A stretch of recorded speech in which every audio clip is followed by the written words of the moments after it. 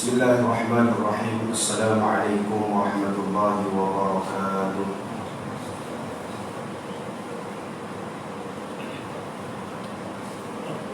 Ila hadratin Nabi Mustafa Muhammadin sallallahu alaihi wasallam wa kafatil anbiya'i wal mursalin والشهداء والصالحين والفقهاء والمحدثين وصلوات الله وسلام عليهم وعليهم أجمعين.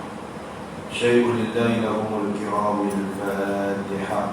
أعوذ بالله من الشيطان الرجيم. بسم الله الرحمن الرحيم. الحمد لله رب العالمين الرحمن الرحيم مالك يوم الدين. إياك نعبد وإياك نستعين. اهدنا الصراط المستقيم صراط الذين أنعمت عليهم غير المغضوب عليهم ولا الضالين.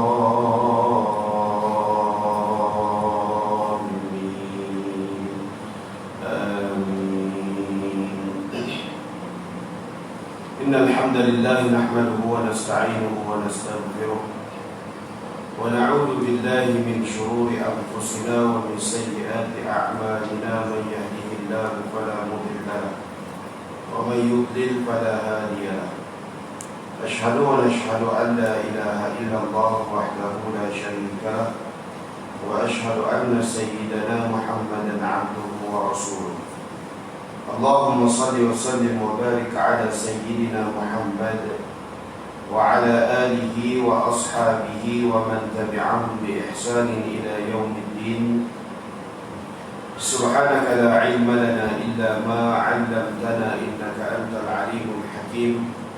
ولا حول ولا قوة إلا بالله العلي العظيم. رب اشرح لي صدري ويسر لي أمري واحلل عقدة من لساني يفقه قولي. اللهم افتح علينا حكمتك وانشر علينا من خزائن رحمتك يا أرحم الراحمين.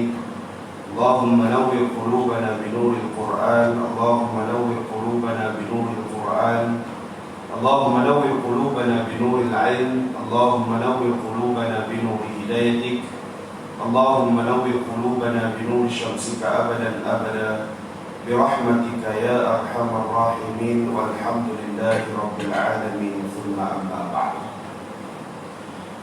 Alhamdulillah yang dihormati pengurusi surah Al-Falaq, Tuan Imam, seluruh ahli dan kuasa surau, tuan-tuan guru, para alim ulama, para asatizah, tuan-tuan seluruh kepimpinan masyarakat, muslimin, muslimat, hadirin, hadirat, ibu ayah dirahmati Allah Subhanahu wa taala. Mudah-mudahan kita semua berada dalam kalangan hamba yang dinaungi serta diberikan rahmat dan kasih sayang Allah Subhanahu wa taala.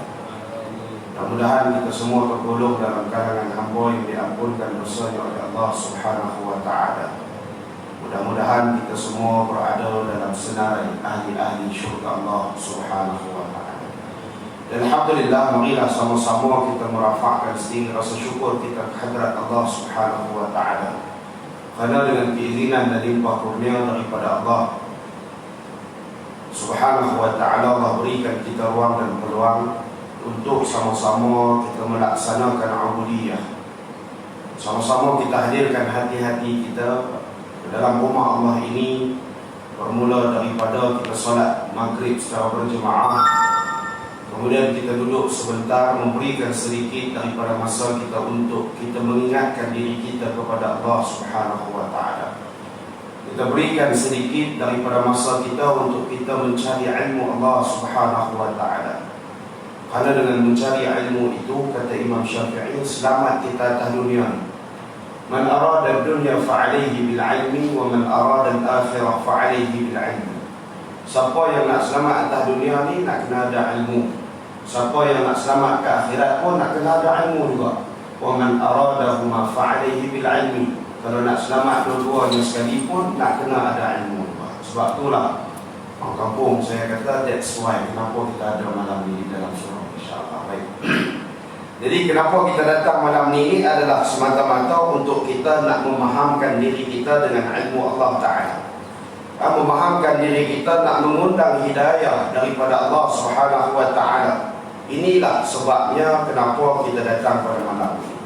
Jadi marilah sama-sama kita niatkan kedatangan kita malam ini semata-mata kerana Allah Subhanahu Wa Ta'ala. Karena selain daripada itu, maka sia-sialah kedatangan kita pada malam ini. Solat maghrib secara jemaah, duduk dalam majlis ilmu, maka sia-sialah sekiranya kita niat selain daripada kerana Allah Subhanahu Wa Ta'ala. Sebelum kita teruskan pengajian kita ni, sikit penerangan berkaitan dengan solat sunat rawatib yang kita janjikan pada pertemuan kita yang lalu. Saya nak terangkan kepada tuan-tuan berkaitan dengan solat sunat rawatib. Solat sunat rawatib ni adalah solat sunat yang didirikan sebelum atau sesudah solat fardu 5 waktu. Ini kita faham solat sunat rawatib. Yang mana solat sunat ini dinamakan qabliyah ataupun ba'diyah. Solat sunat rawatib. Apa dia hikmah dia? Allah ajarkan kepada kita, Nabi SAW ajarkan kepada kita solat sunat rawatib ini. Hikmah dia untuk memberikan penyempurnaan segala kekurangan semasa kita mengerjakan solat fardu. Jadi kalau kata ada segelintir dalam kalangan kita tak mau nak solat sunat rawatib ni, maksudnya dia yakin semua dah solat fardu dia tu kemah tak sabar. 100% lah Allah bagi tu. Kalau kita markah A++ dapat tu. Tu yang solat rawatib tak buat pun tak mau. Jadi persoalan yang kita tanya pada minggu yang lalu, pada pertemuan kita yang lalu, hak mana yang solat sunat rawatib yang dituntut, yang tidak dituntut, Ustaz? Ni yang kita nak cakap ni. Kita nak bincang malam ni sikit sebelum kita masuk tajuk yang baru dalam kitab kita ini, iaitulah adab-adab berpuasa. Betul ya? Kita masuk tajuk awal. Betul ya? Nampak mau kali tu minggu lepas tak main pun. Muslimin muslimat, hadirin hadirat yang dirahmati Allah Subhanahu Wa Ta'ala. Solat sunat rawatib ini terbahagi kepada 2. Solat sunat rawatib yang pertamanya yang muakkad, yang ditekankan, yang dituntut. Yang keduanya adalah solat sunat rawatib ghairu muakkad. Adalah solat sunat yang tidak ditekankan. Maksudnya yang tak dituntut tapi sunat juga. Kita nak bincang hari ini, hak mana satu muakkad, hak mana satu yang ghairu muakkad, yang bukan muakkad. Maka berkaitan dengan jumlah rakaat solat sunat rawatib yang muakkad ini, telah thabit hadis yang diriwayatkan daripada Ummu Habibah yang menjelaskan berkaitan dengan 12 rakaat solat sunat rawatib sebagaimana yang disabdakan Nabi SAW. Baik, kita tengok sikit hadis yang nak menguatkan kefahaman kita berkaitan dengan solat sunat rawatib yang muakkad, yang dituntut ni tuan-tuan.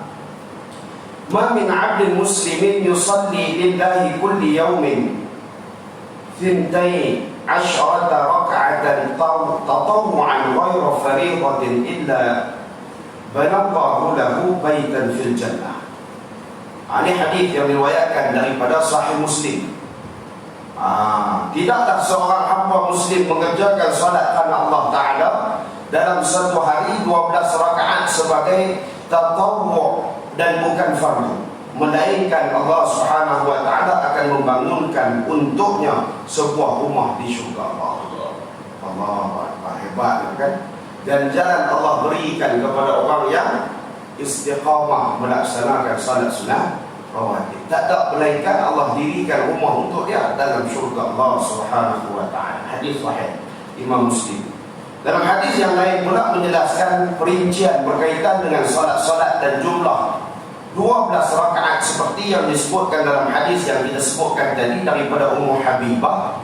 Beliau mengatakan Nabi SAW bersabda, "Man shalla fi yawmin wa lailatin 12 rak'atan bunya lahu baitan fil jannah arba'an qabla zuhri wa rak'ataini ba'daha wa rak'ataini ba'da al-maghrib wa rak'ataini ba'da al-isya rak'ataini qabla salatil fajr." Ini pecahan 12 rakaat tadi ni. Yang kita kata 12 rakaat yang dituntut, yang muakkadun tadi ni. Solat sunat rawatib yang ditekankan. Apa dia pecahan dia ni? Barang siapa kata Nabi SAW yang mengerjakan solat sunat sebanyak 12 rakaat dalam sehari semalam, kelak akan dibangunkan untuknya sebuah rumah di dalam syurga Allah Subhanahu wa ta'ala. Allahu Akbar. Jadi pakat-pakat perut lah. Ini kita dapat dah ni. Satu, orang kata apa? Proven. Dah tahu lah ni Allah nak dirikan rumah untuk kita dalam syurga. Baru solat sunat. Kalau solat fardu lagi lah. Dan istana mahlikat. Tuan muslimin muslimat dirahmati Allah Subhanahu wa ta'ala. Apa dia pecahan 12 rakaat ni? 12 rakaat itu adalah 4 rakaat sebelum solat zuhur, 4 rakaat sebelum solat zuhur, 2 rakaat setelah solat zuhur, 2 rakaat setelah solat maghrib, 2 rakaat setelah solat isya, dan 2 rakaat sebelum solat subuh. Hak kita tanya orang itu sebelum maghrib macam mana Ustaz? Sekali kita masuk. Yang ni takat ni dia tak sebut lagi. Sebelum maghribnya. Jadi pecahan tu kena faham tu. Muakkad dengan ghairu muakkadun. Yang kita sebut ni sekali ni saya ulang. Yang muakkadun, yang dituntut, yang ditekankan. Apa dia tuan? 12 itu pecahannya 4 rakaat sebelum solat zuhur, 2 rakaat setelah kita solat zuhur. Jadi 4 sebelum, 2 selepas. 2 rakaat setelah kita solat maghrib, 2 rakaat setelah solat isya, dan 2 rakaat sebelum solat subuh. Yang kita selalu duk kejar tu yang disebutkan lebih baik khairul dunya wa ma fiha. Lebih baik daripada dunia dan seisinya. Khairul minad dunya wa ma fiha. Jadi kita duk kejar sembahyang solat sunat subuh tu ialah termasuk dalam solat sunat rawatib yang muakkad, yang dituntut. Maka melalui riwayat Ibnu Umar, Abdullah bin Umar radhiyallahu anhu pula menunjukkan jumlah rakaat salat rawatib ini ada 10. Beliau berkata, "Hafiztu minan Nabi sallallahu alaihi wasallam 10 raka'atain qabla az-zuhri wa raka'atain ba'daha wa raka'atain ba'da al-maghrib fi baitihi wa raka'atain ba'da al-isya fi baitihi wa raka'atain qabla salat as-subh." Aku telah menghafal, yakni menjaga daripada Nabi SAW tentang 10 rakaat, iaitulah solat sunat, 2 rakaat sebelum solat zuhur, dan 2 rakaat sesudah solat zuhur, 2 rakaat setelah solat maghrib, dan 2 rakaat setelah solat isya, dan 2 rakaat sebelum solat subuh. Yang ini kata Abdullah bin Umar yang disebutkan dalam Sahih Al-Bukhari. Maka dari sini kita fahamilah bahawa Nabi SAW pernah mengerjakan kedua-dua jumlah rakaat itu, iaitulah 12 rakaat ataupun 10 rakaat salat sunat rawatib. Yang penting tu disebutkan tadi sama, cuma kurang dia dekat sebelum zuhur tu kata Ummu Habibah 4 rakaat sebelum zuhur alih semua sama. Dia tu yang kita nak kena faham. Maka para ulama salafiyah, maka para ulama syafi'iyah secara umumnya telah bersepakat berpandangan bahawa bilangan rakaat rawatib yang dituntut ialah sebanyak 10 rakaat. Selesai. Jadi kita faham lah tu. Saya saja bawa 2-3 hadis ni supaya kita nampak lebih jelas ni. Jadi kalau tulis terang hak syafi'iyah tak ada masalah lah, tapi kita bawa supaya kita nampak. Sebab ada juga yang bunyi, ustaz bukan lu dengar 12 ke? Ada juga tu. Jadi tak ada masalah kalau rajin buat lebih pada tu, tak apa. No? Tak ada masalah pun. Jadi yang sepakat para ulama Syafi'iyah memilih sebanyak 10 rakaat sebagaimana yang termaktub dalam matan Az-Zubab Ibn Ruslan, iaitu antara matan asasi dan fiqh mazhab Syafi'i, disebutkan dalam kitab.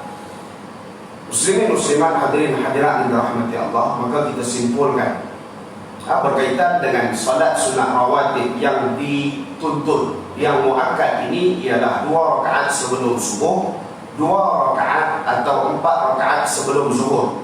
Ini atau 2 rakaat atau 4 rakaat sebelum zuhur. Tak kisah buat mana pun, tak ada masalah. 2 rakaat daripada 4 rakaat selepas zuhur, Ya, 2 rakaat maksudnya selepas daripada zuhur itu 2 rakaat. 2 rakaat selepas maghrib, 2 rakaat selepas salat Isya. Jadi simpulan yang boleh kita lakukan di sini adalah berkaitan dengan salat sunat rawatib yang dituntut. Sekali lagi, 2 rakaat sebelum subuh, 2 rakaat atau 4 rakaat sebelum zuhur, 2 rakaat selepas zuhur, 2 rakaat selepas maghrib, 2 rakaat selepas salat Isya. Muslimin muslimat, hadirin hadirat yang dirahmati Allah. Salat sunat ghairu muakkadun macam mana pula Ustaz? Ni kita sebut juga salat sunat rawatib yang tidak muakkad, yang ghairu muakkad, yang tidak dituntut, yang tidak ditekankan. Nak buat boleh tak Ustaz? Boleh ya, sunat. Tak ada masalah. Yang pertama 2 rakaat terakhir daripada 4 rakaat sebelum zuhur. Maksud dia apa? Yang dekat-dekat dah nak masuk. Dekat-dekat dah nak masuk waktu zuhur. 2 rakaat dekat-dekat dah. 2 rakaat terakhir daripada 4 rakaat sebelum zuhur ni adalah 2 rakaat yang sebelum betul-betul nak masuk waktu zuhur lah. 2 rakaat yang kita salat sebelum nak masuk waktu zuhur tu adalah sunat yang tidak dituntut. 2 rakaat terakhir daripada 4 rakaat selepas zuhur pun sama juga, solat sunat yang tak dituntut. 4 rakaat sebelum asar, 2 rakaat sebelum maghrib, 2 rakaat sebelum Isya. Ini di antara solat sunatnya tidak dituntut, ghairu muakkadun. Maka dalil yang disyariatkan solat-solat sunat tersebut adalah keumuman sabda Nabi sallallahu alaihi wasallam, baina kulli adzanain salatun thalathan liman syaa. Di antara setiap 2 azan, iaitulah azan dan iqamah, ada salat sunat, baginda mengulanginya hingga 3 kali bagi yang mengkehendakinya. Maksudnya di antara iqamah dan juga azan. Itulah yang diceritakan dalam Sahih Imam Bukhari. Maka juga di samping itu terdapat juga hadis yang khusus berkaitan yang meriwayatkan, yang menganjurkan mengerjakan salat qabliyah asar. Qabliyah asar sebanyak 4 rakaat. Maksudnya selepas asar ni sebanyak 4 rakaat ni yang tak di orang kata apa, yang tak di Allahumma shalli ala Muhammad, yang tak di orang kata cok secara sahih lah macam tu. Lepas asar memang tak ada solat sebarang apa pun solat sunat. Jadi kita nak kena faham betul-betul solat sunat muakkad ini ada 2 bahagian, ghairu muakkad dan juga muakkad. Selesai no? Faham tak? Hak mana yang tanya sebelum maghrib, itu kita tanya solat apa sebelum maghrib kan? Maksudnya dia termasuk dalam kalangan solat sunat yang tak dituntut. Tapi nak buat tak ada masalah, buatlah. Daripada kita tak ada apa-apa sebelum maghrib tu kan, solat sunat 2 rakaat. Sebab Nabi sebutlah Allah mengasihi orang yang mengerjakan solat sunat. Solat sunat apa pun yang Nabi kata ni dituntutkan, yang tak dituntutkan, tapi yang sahih tu kena buat lagi-lagi lah, kemahlah. Yang dituntut tu, yang tak dituntut bahkan lagi, yang dituntut tu bahkan lagi pula kan. Wallahu ta'ala a'lam bis-shawab. Itu sikitlah penerangan berkaitan dengan solat sunat rawatib, yakni solat sunat qabliyah dan juga solat sunat ba'diyah. Kalau ada pembetulan apa-apa yang saya terlepas pandang, boleh tuan-tuan kita bincang sama-sama insya-Allah. Bukanlah kata penerangan saya itu dah orang kata kemah tak tanggal dah. Jadi saya pun petik daripada beberapa kitab dan hadis yang saya buat rujukan sikit untuk nak bagi kepada tuan-tuan pada malam ini. Sebab itu soalan satu yang tengah kita nak terang balik semua sekali supaya kita faham solat sunat rawatib qabliyah dan juga ba'diyah. Wallahu ta'ala. Baik, kita sambung pengajian kita dalam kitab Bidayatul Hidayah. Tepat tu saya anggarkan pukul 8 dah habis penerangan berkaitan dengan solat sunat rawatib. Hari kita masuk insya-Allah 8 Allah lagi awal. Itu 8 suku. Awal. Tak dan bawa ada 12 minit. Boleh belajar sikit kalau boleh. Boleh insya-Allah. Payahlah dia nak belajar sikit pun. Dia sampai laporan kat atas. Baik, kita tengok sikit lah. Berbaki lagi masa kita ni, kita tengok sikit. Tak apalah, tadi pun ilmu juga. Kita sambung kita pun ni merupakan ilmu juga insya-Allah. وقال المصنف ونفعنا به وبعلومه وبعلومكم في الدارين آمين آمين يا رب العالمين. Kita berada pada tajuk yang ke-14, muka surat yang ke-96, kitab Bidayatul Hidayah, iaitulah adab-adab berpuasa. Ini masuk ni, kita baru lepas pada pertemuan kita yang lalu kita bincang tentang adab-adab Jumaat. Dah bincanglah macam mana nak main ke berapa, nak semayang apa, nak buat apa lepas Jumaat, semua bincang dia. Hari ini kita nak tengok pula adab-adab berpuasa. Maka kata Imam Ghazali rahimahullah ta'ala, tidak sepatutnya kalau engkau hanya puasa pada bulan Ramadan sahaja. Jadi tak patutlah puasa bulan Ramadan, dia tunggu Ramadan. Kira selagi tak sampai Ramadan pakai tak puasa. Tidak sepatutnya begitu, kata Imam Ghazali. Maka bermakna engkau telah meninggalkan, yakni merebut keuntungan dengan berpuasa sunat, dan engkau tidak mengambil peluang untuk merebut darjat yang tinggi dalam syurga Firdaus kelak. Jadi kita tak mau nak urut macam contoh macam kita semayang tadi ya. Semayang fardu selagi tak sampai semayang fardu, semayang sunat apa pun tak buat. Tak bangun langsung tengah malam semayang sunat ke apa, tak apa, bukan fardu. Ya lah, bukan fardu. Tapi itu ya dituntut Allah sebut dalam Quran. Wa minal laili fatahajjad bihi nafilatan laka asa ay yab'athaka rabbuka maqaman mahmuda. Allah angkat darjat ke maqam yang terpuji kalau kita bangun sebahagian daripada malam mengerjakan solat-solat sunat, merintih minta ampun daripada Allah Ta'ala. Allah sebut dalam Quran, bukan beza-beza kan Allah sebut dalam Quran tu kira nak kena bangun malam lah. Walaupun bukanlah menjadi kefarduan, kewajipan kepada kita. Nabi tak pernah tinggal semayang malam. Dah kata dia ikut Nabi, maka kena bangun semayang malam. Yang ni lah yang kita kata nak merebut syurga Firdaus, darjat yang tinggi di dalam syurga Firdaus ni ya. Nak kena buat solat sunat, nak kena backup kita punya semayang fardu. Sama juga puasa ni pun, kata Imam Ghazali, sekiranya tidak kamu melakukan solat puasa-puasa sunat yang lain, maka tidaklah kamu merebut untuk diangkat darjat kamu di dalam syurga Firdaus. Jadi kita tak berusaha untuk nak merebut. Kita puasa Ramadan, ya tu pun tak tahu 30 hari itu cukup ke, kemah tak 30 hari itu solid tak. Kita puasa 30 hari itu, 30 hari itu Allah kira. Tu pun tak tahu. Tak usah, saya tak makan, tak minum, ingat puasa makan minum saja. Kan? Kena ada sehari kita tak tengok tiang umpan, tak tahu. Kena main hari itu pula pergi pasal Ramadan, tak tahu ni selamat. Saya kata Ramadan, tak apa nak berhenti dengan. Semua duk kena duk rumah tahun ni selamat sikit lah. Ada juga pada Ramadan tu, tapi tak orang kata apa, semeriah macam sebelum ni lah. Hari tahun ni mungkin puasa kita kemas sikit pada tahun-tahun sebelum ni tu. Semayang tarawih pun di rumah dengan adik-adik anak-anak kita kan. Maka kita nak kena berebut untuk kita berpuasa sunat selain daripada puasa pada bulan Ramadan. Nanti engkau akan menyesal apabila engkau melihat pahala orang yang banyak puasa sunat, seperti halnya engkau melihat kepada bintang-bintang yang berkelip-kelip. Maka jauh lebih tinggi daripada engkau, kerana mereka berada pada darjat yang tinggi sekali. Jadi ketika mana dibangkitkan kita nanti, diperhitungkan amalan kita, waktu tu barulah duk cemburu macam mana mereka ni. Member kita duduk sebelah ni, selalu semayang pun sebelah, puasa pun buka puasa sekali, macam mana dia lebih daripada kita ni?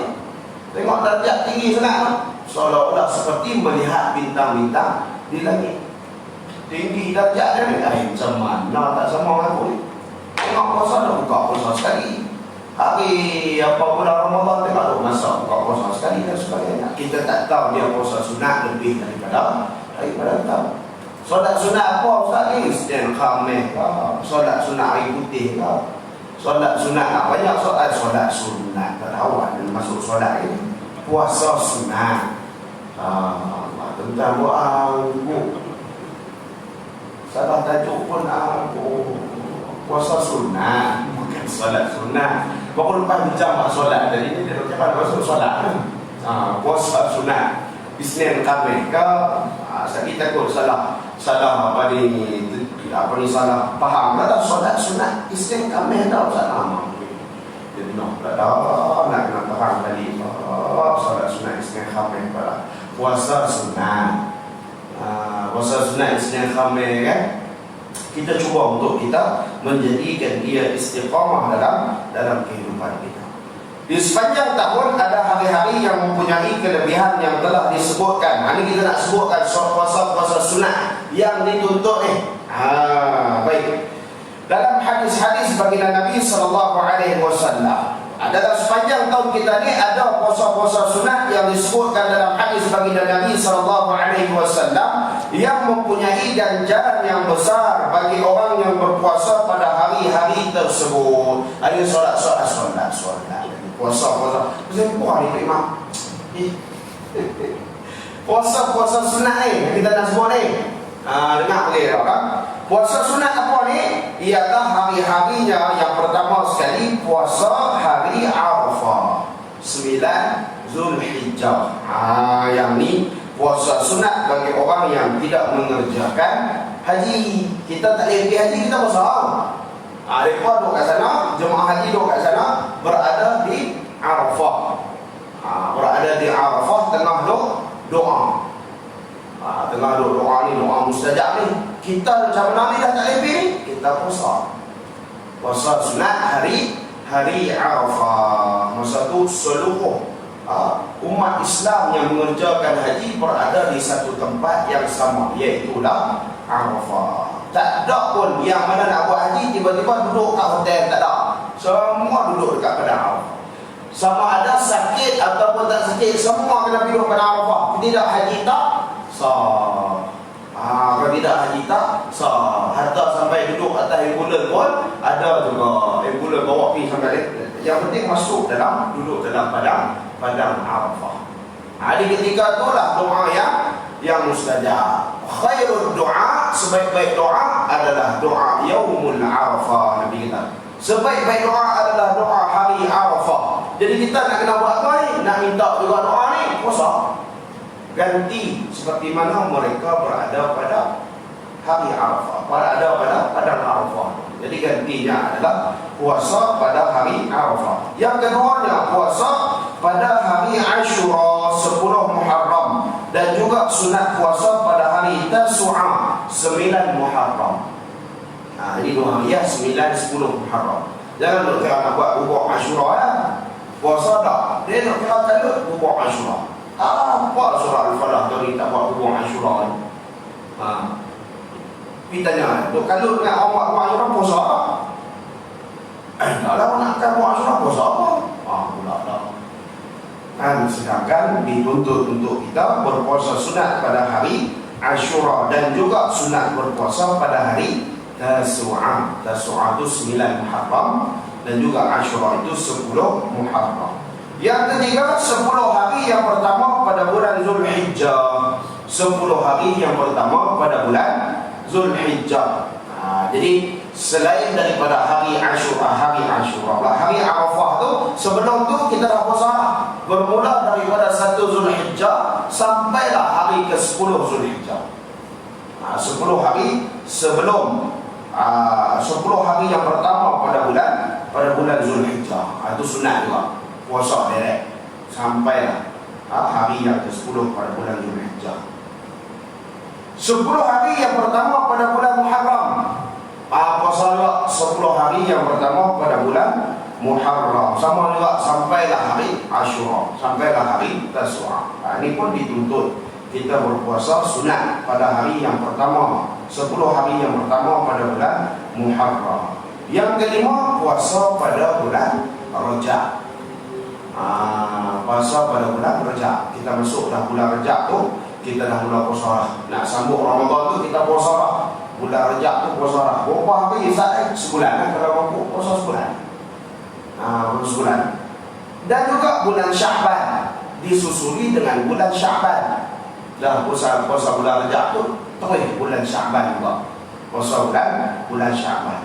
Dan juga puasa pada bulan-bulan haram, iaitulah ada 3 bulan berturut-turut, iaitulah pada bulan Zulkaidah, Zulhijjah dan Muharram. Dan 1 bulan yang tunggal, iaitulah pada bulan Rajab. Ini yang dituntut, iaitulah pada puasa-puasa sunat, yang dalam hadis-hadis Nabi SAW menyebutkan berkaitan dengannya. Dan di dalam sebulan pula ada pula hari-hari yang mempunyai kelebihan berpuasa, iaitulah puasa sunat, iaitulah awal bulan. Awal bulan, pertengahan bulan. Ini yang hari putih ni pertengahan bulan. Akhir bulan, awal bulan, pertengahan bulan, akhir bulan. Ataupun puasa hari-hari putih. Kita kata pertengahan bulan tu, iaitulah 13, 14, 15. Nak masuk pada pertengahan bulan tu, mula daripada 13, 14, 15. Hari-hari yang disebutkan hari-hari putih. Puasa pada hari-hari putih.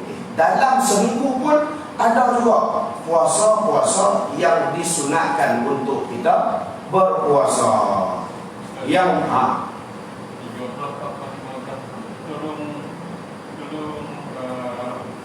bukan bulan Islam, bulan Islam. Bulan Islam. Tak iya bulan Muslim, tak iya. Bulan Islam. Bulan Islam. 13, 14, 15 bulan Islam.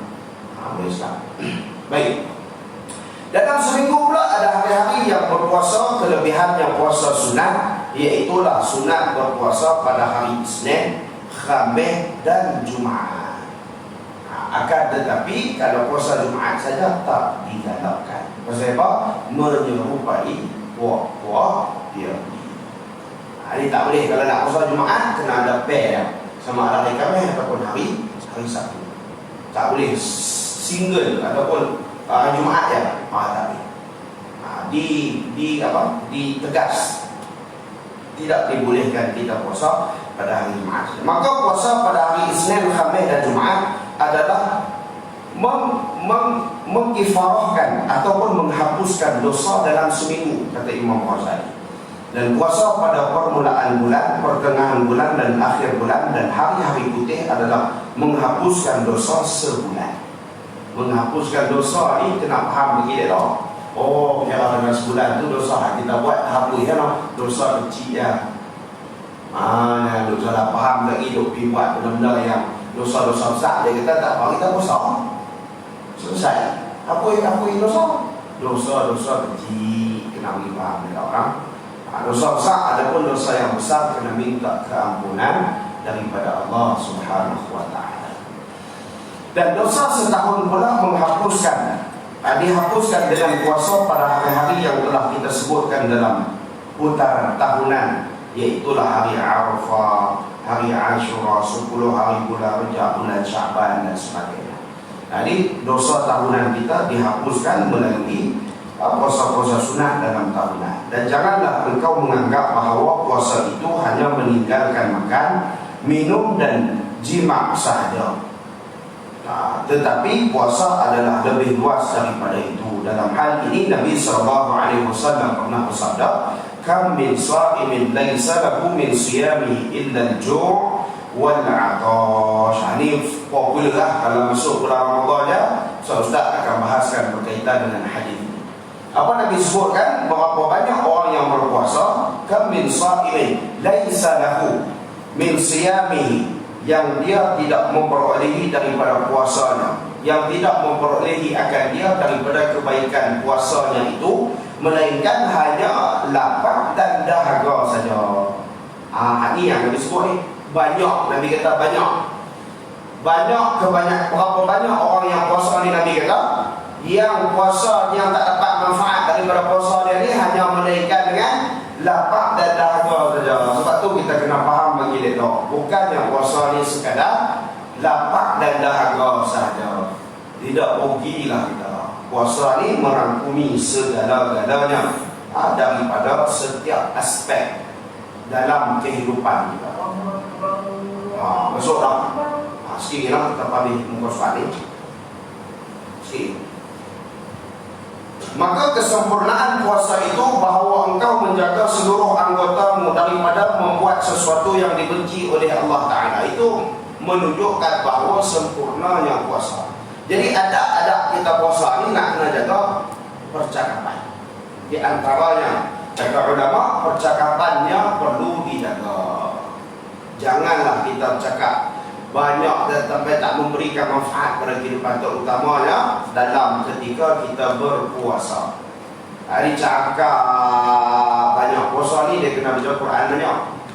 Sebab itulah Allah kata, Nabi kata, kalau kata kita tak tahan, kalau yang belum kahwin ke, yang dah kahwin ke, kematian bini ke apa, dia tak tahan nak orang kata apa, melakukan persetubuhan, contohnya mengelakkannya daripada berpuasa.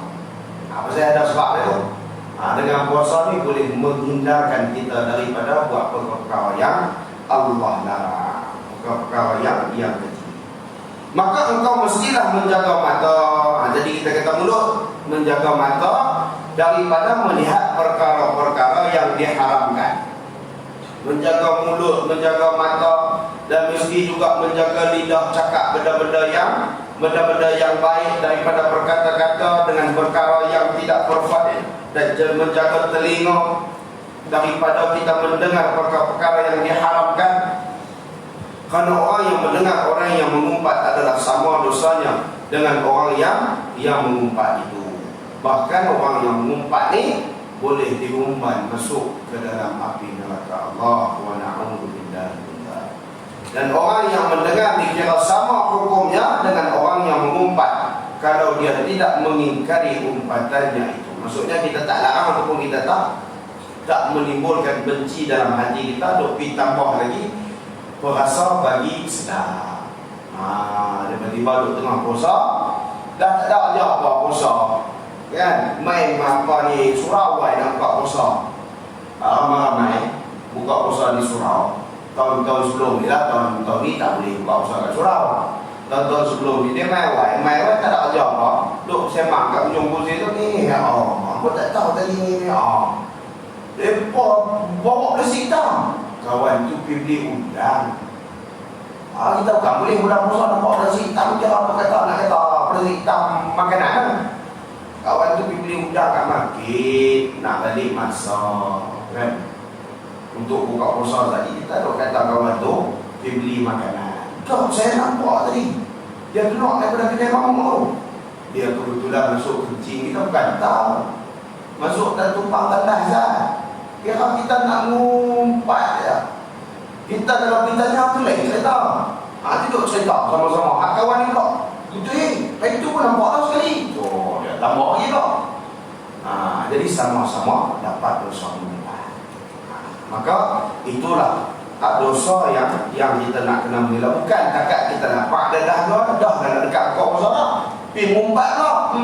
Pergi tahan lapak daripada pagi tadi. Tahan lapak kan. Tiba-tiba pergi mengumpat orang dekat nak buka puasa tu. Allah. Jadi satu kerugian kepada kita sekiranya kita melakukan akan hal yang demikian.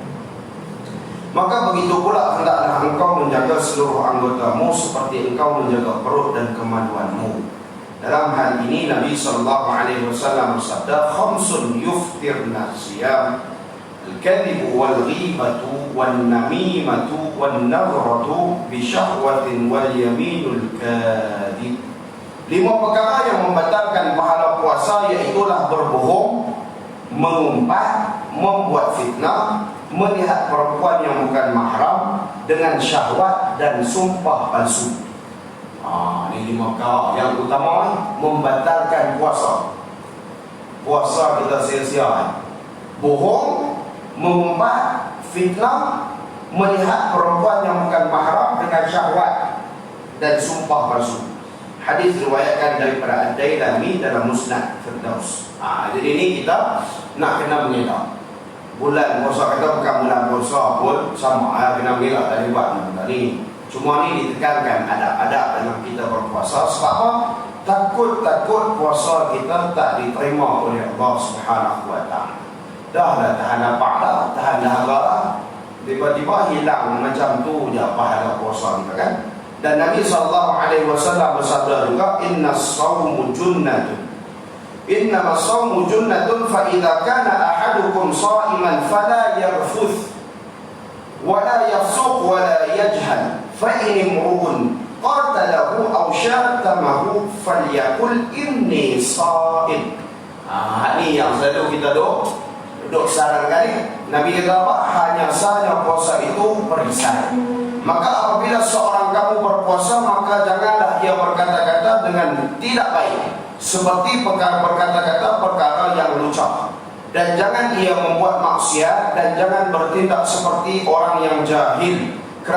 Oleh kerana itu, apabila ada orang lain cuba memusuhinya ataupun memakinya, maka hendaklah dia berkata di dalam hatinya kalau ia berpuasa sunat, di hati dan di mulutnya kalau ia berpuasa wajib, bahawasanya aku ini berpuasa. Hari kita kata dia main ujian macam-macam ketika puasa ni. Hak jenis nak asuh kita, hak jenis nak kata kat kita macam-macam ni. Bulan puasa lah syaitan. Yang kita kata syaitan hawa nafsu ni. Dia kata syaitan tak menang. Tahu syaitan menaikat. Ni lagi besar daripada syaitan nak menaikat tu. Ni syaitan dalam badan kita ni. Syaitan hawa nafsu. Orang begitu sikit lah. Dia nak melenting lebih berapa puasa. Jadi ketika itu kita sebut dalam hati kita pun sebut di mulut kita, inni sha'im. Inni sha'im. Mailah kata macam mana pun, inni sha'im. Mailah kata macam mana pun, inni sha'im. Macam contoh Ramli lah, coba. Dak ni kena colek semua ni, coba. Tetap ni dia. Tetap ni dan inni sha'im, aku berpuasa. Sesungguhnya aku sedang berpuasa. Tak mau. Dengar orang muka ini sha'im, duduk tengok pergi jauh. Tak mau dengar. Nak pergi bantah takut lagi kena balik. Kita pun tak mampu, maka bencilah hati kita, pergi jauh. Tak mau ini sha'im, semuanya aku berpuasa. Baik, saya rasa cukup sekarang. Itu hadis ini adalah riwayat Imam Al-Bukhari. Kita sambung pada perenggan yang pertama pada muka surat yang ke-99, iaitulah ketika berbuka puasa. Ada ketika berbuka puasa pula. Jadi kita dah bincang tadi ada ketika nak berpuasa, dan kita bincang pula lepas ni ada ketika berbuka puasa. Baik, ada soalan apa nak tanya Allah? Ya. Ba'diyah. Okey. Antara apa tadi solat wajib dan solat wajib dari solat tempoh yang kita kata lagi syak. Okey. Kita buat apa perjumpaan tadi, tapi kita balik wajib tu dalam rumah. Buat di rumah. Boleh tak? Maksudnya tempoh. Lama mana adakah saya bangun tengah malam boleh buat juga ba'diyah tu? Okey, baik. Lagi ada soalan lain? Tak ada soalan lain. Baik. Berdasarkan tempoh ni ada beberapa perbincangan berdasarkan tempoh ni. Ada yang kata sekadar solat 2 rakaat. Maksudnya lepas bulan Syawal tu, sekadar solat 2 rakaat. Tempoh tu sekadar solat 2 rakaat, sepanjang solat 2 rakaat tu lah tempoh tu. Jadi kalau kita balik rumah ni kata tak lebih pun. Kalau kata rumah jauh tu lain cerita lah. Ada juga pandangan yang kata selagi mana kita berada di dalam waktu Isyak. Selagi mana waktu Isyak tu kira solat qabliyah, solat ba'diyah, selepas daripada Isyak. Adapun pandangan yang kita kata kuat ni, kata sebaiknya betul-betul selepas waktu Isyak. Kalau kita nak balik rumah tu, kita solat kat rumah tu, kena tengok juga lah jarak daripada rumah kita nak main ke surau tu. Kalau kita jarak dalam tekat kita perah betul sekali balik sampai rumah tu, tak ada masalah. Sekadar 2 rakaat sembahyang sunat. Wallah anak-anak setakat yang saya faham tu, yang mengaji ni macam tu lah. Adapun yang kata sepanjang selagi mana berada di dalam waktu Isyak, selagi waktu Isyak tadi itu boleh kira qabliyah, ba'diyah. Wallah a'lam. Adapun yang lebih tepat kita katakan adalah berkaitan dengan kita solat tu sesegera mungkin selepas daripada Isyak. Jadi lepas tu kita solat tu ya. Ataupun kita sakit perut apa nak beli qada hajat dulu, dibolehkan lagi. Bolehkan lagi insya-Allah. Wallahu a'lam. Boleh tak ada sini insya-Allah. Ada lagi soalan? Malam ni nampak lain. Soalan solat sunat lain daripada yang ditunjukkan tu. Solat sunat lain daripada solat sunat duha. Solat sunat duha lah. Itu memang. Hari ini kita bincang tentang rawatib. Solat duha tu dia keluar daripada solat sunat rawatib. Boleh tanya? Boleh. Okey. Jadi saya baca ataupun memang ada hadis. Ada hadis. Solat duha kita boleh buat selain pada 2, 4, 6, 8, 3, 12. Okey. 12 dan 8 dan 12. Jadi selalunya solat sunat ni 2 rakaat salam. Ya. Tapi duha ni 1 salam saja. Kalau kita buat 8 ke 4 ke 6. Maksudnya berapa salam? Kalau kita buat 4, berapa salam solat duha? Jangan soalan tu, maksudnya nak tanya apa? Ya, maksud saya 1 salam untuk berapa rakaat pun. Katakan kita nak buat 8. Okey. Adakah 1 salam? 1 salam. Macam tu soalannya. Okey. Okey, solat sunat duha. Kita boleh buat 2, nak buat 4 boleh, nak buat sampai 12 rakaat lah solat duha. Kita dah bincang pada hari itu ni, pertemuan kita hari apa yang kita sembang pasal ada gelincir matahari tu. Kita dah bincang berkaitan dengan solat sunat duha. Adalah lebih baik tertibnya solat sunat duha atau solat sunat apapun dilakukan 2 rakaat adalah lebih baik secara tertibnya. Baru saya tengok kepada ensiklopedia solat. Ya. Dia kata mengikut hadis tu kita boleh buat 4, 8 hingga 12. Ya. 1 salam dan tasyahud. Tasyahud awal dan tasyahud awal. Ya, betul. Kalau 4 rakaat 1 salam tak ada masalah. Kalau 12 rakaat 1 salam tak masalah lagi nak. Tapi yang saya baca tu dia kata 4 ke 8 ke 12 ke 1 salam. Oh, saya kena cek balik tu. Tapi dia kata setiap 2 rakaat ada tasyahud. Nanti saya cek balik. Itu berkaitan dengan duha ataupun mana-mana solat sunat? Duha saja. Baik, saya cek balik. Sebab dia ada kebaikan yang lebih ikut hadis Nabi tu. Ya. Bila kita buat 2, kebaikannya macam ni. Bila kita buat 4, lebih. Buat 8, lebih. Ya. Yang tu taklah, yang tu adalah hadis tu. Tapi yang pasal 1 salam tu saya kena cek balik. Tapi adalah lebih baik tu Nabi sebutkan berkaitan dengan tertib kita menyempurnakan solat ni, lebih baik kita buat 2, 1 salam lebih tertib. Jadi kalau kata nak buat tu nanti saya cek balik berkaitan dengan salam tu, berkaitan dengan 1 salam. Tapi memang ada kelebihan tu. Kalau katakan kita cerita dah itu, kita cerita dalam pertemuan kita yang lalu berkaitan dengan adab-adab tergelincir dan terbitnya matahari itu adalah cerita tentang apa kelebihan 2 rakaat, apa kelebihan 4 rakaat, apa kelebihan 8 rakaat sampai dan 12 rakaat sembahyang solat sunat duha. Nanti saya cek insya-Allah kita terang pada pertemuan kita yang akan datang. Ya. Ada juga pendapat solat ba'diyatan tu, dia kata tak boleh berbual-bual dulu. Ya. Terus solat. Betul? Itu yang kata tadi sekadar 2 rakaat. Betul? Mana lepas solat tu jangan berbual, terus Ya. buat. Dia kata dalam tu dia kata jangan lahu. Jangan kita melalaikan dalam keadaan kita bersembang benda dunia ni. Jadi kalau kata tadi dalam persoalan yang diajukan oleh Tan Sri tadi, saya kalau balik rumah tu tak ada bersembang. Malah balik rumah tu kita buat solat tu tak ada. Sekadar kita kata tu, saya kata tadi sekadar 2 rakaat solat tu. Tempoh tu tak apa. Itu dah lebih baik lah. Jadi kalau kita bersembang lah apa dah keluar lah daripada yang dinamakan sebagai solat sunat ba'diyah. Adapun yang pandangan yang kata selagi mana duduk dalam isyak tu, itulah dalam keadaan kita berzikir lah, kita baca Quran lah, apa dah tak apa. Yang tu keadaan yang maksudnya lepas kita sembahyang isyak di rumah, contoh kan, sembahyang isyak di rumah kita baca Quran, zikir apa tu tak tenang pukul 3. Itu kita solat sunat ba'diyah. Itu tak ada orang kata lawa dan itu tak sembang apa kan, dalam keadaan kita menyempurnakan ibadah kita tu tak apa. Wallahu a'lam. Nanti saya cek balik tu lah. Tu bagus tu. Benda yang baru saya pernah cek balik. 1 salam berkaitan dengan 1 salam. Baik, ada yang lagi? Tak ada. Semua jelas insya-Allah lah. Alhamdulillah, syukur. Terima kasih banyak-banyak. Yang baik datang daripada Allah Subhanahu wa taala, yang buruk daripada diri saya sendiri. Saya mohon ampun kepada Allah, memaafkan tuan-tuan sekalian sekiranya ada salah dalam tutur bicara saya. Mohon teguran, mudah-mudahan kita semua diberikan syurga oleh Allah Subhanahu wa taala. A'udzubillahi minasyaitonir rajim.